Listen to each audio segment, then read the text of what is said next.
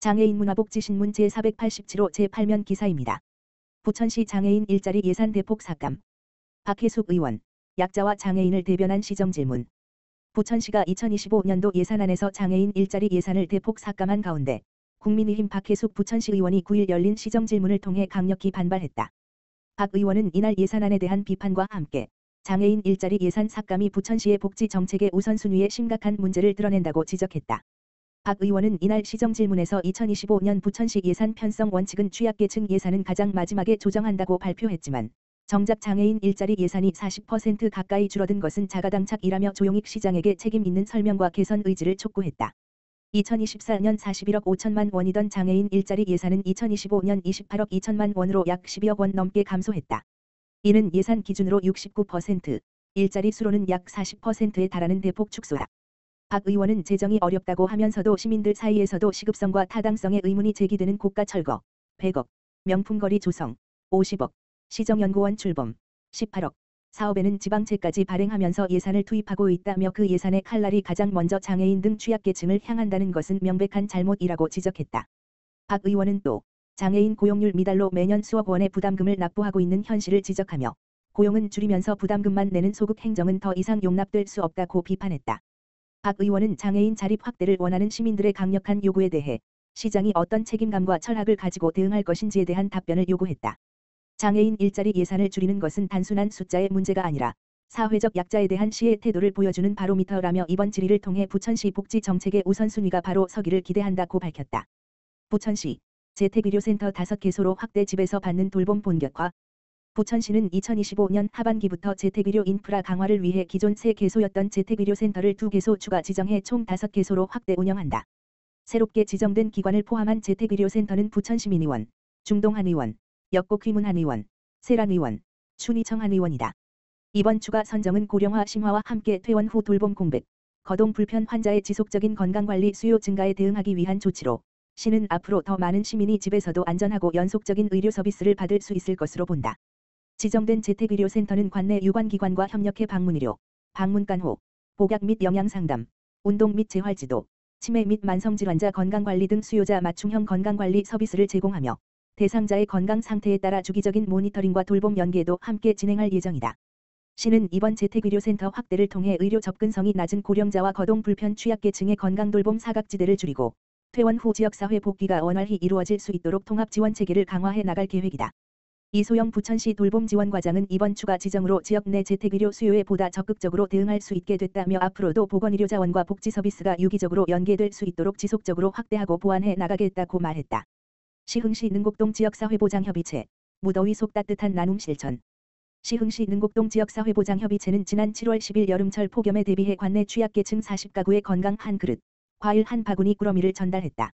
이번 나눔은 중장년 1인 가구, 장애인 등 혹석이 건강관리에 어려움을 겪는 취약계층의 안부를 확인하고 건강을 살피기 위해 마련됐다.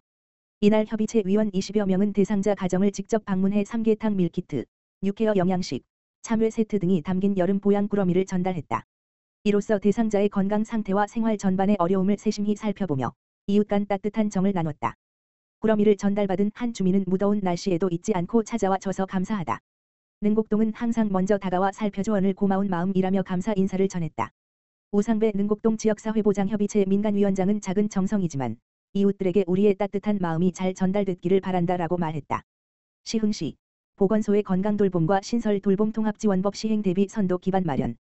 시흥시 시장 임병택은 내년 3월 시행 예정인 돌봄 통합지원법에 선제적으로 대응하고자 지난 7월 7일 보건소 내에 건강돌봄과를 신설했으며 지역 주민을 위한 통합적 건강돌봄 체계 구축에 본격적으로 나선다. 보건소 건강돌봄과는 지역사회 내 다양한 건강돌봄 수요를 파악하고 흩어져 있던 보건의료 서비스를 유기적으로 연계하는 원스톱 건강돌봄 플랫폼 역할을 한다. 거동이 불편하거나 지속적인 돌봄이 필요한 주민들이 익숙한 지역사회 안에서 건강하게 살아갈 수 있는 기반을 마련하는 것이 핵심 목표다. 새롭게 신설되는 건강돌봄과는 건강돌봄팀, 치매관리팀, 마음건강팀 3개 팀으로 구성된다. 건강돌봄팀은 방문의료, 방문간호, 인공지능, AI, 사물인터넷, IoT, 기반 어르신 건강관리 사업, 재활사업 등을 통합 운영해 복합적인 건강 문제를 가진 시민에게 맞춤형 건강관리 서비스를 제공한다.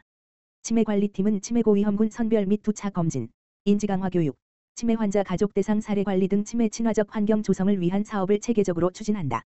마음건강팀은 정신건강 증진 사업과 자살 마약 중독 예방 사업을 통합 강화해 정신건강 위기 대응 역량을 제고하고 지역 내 정신건강 안전망을 촘촘히 구축할 계획이다. 이형정 시흥시 보건소장은 돌봄통합지원법 시행에 앞서 선도적으로 건강돌봄과를 신설해 시민 누구나 필요할 때 적절한 건강돌봄 서비스를 받을 수 있는 기반을 마련하고자 한다라며 앞으로도 지역 내외 보건복지 자원을 유기적으로 연계해 지역사회 중심의 통합건강돌봄 체계를 선도적으로 구축해 나가겠다라고 밝혔다. 시흥시 폭염 기간 중 온열질환 응급실 감시 체계 강화.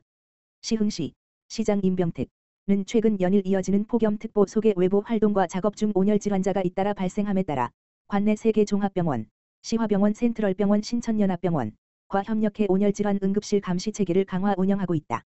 온열질환은 고온 환경에 장시간 노출돼 체온 조절 기능이 저하되면서 발생하는 급성 질환으로 주요 증상으로는 두통, 어지럼증, 피로감, 근육경련, 의식 저하 등이 있으며 심한 경우 생명을 위협하는 열사병으로 진행될 수 있어 각별한 주의가 요구된다. 시흥시 보건소는 관내 응급의료기관인 시화병원, 센트럴병원, 신천연합병원과 함께 온열질환 발생 현황을 실시간으로 공유하고 환자 발생 시 즉각적인 보고가 이루어질 수 있도록 비상연락망을 구축해 운영하고 있다. 또한 외부 작업장 근로자를 대상으로 한 홍보활동과 건강 취약계 증인 노인을 위한 안보 확인 등 예방 활동도 병행 중이다. 이형정 시흥시 보건소장은 온열질환을 예방하기 위해서는 자주 샤워하고 고온 환경을 피하고 시원한 옷을 착용하는 것이 중요하다.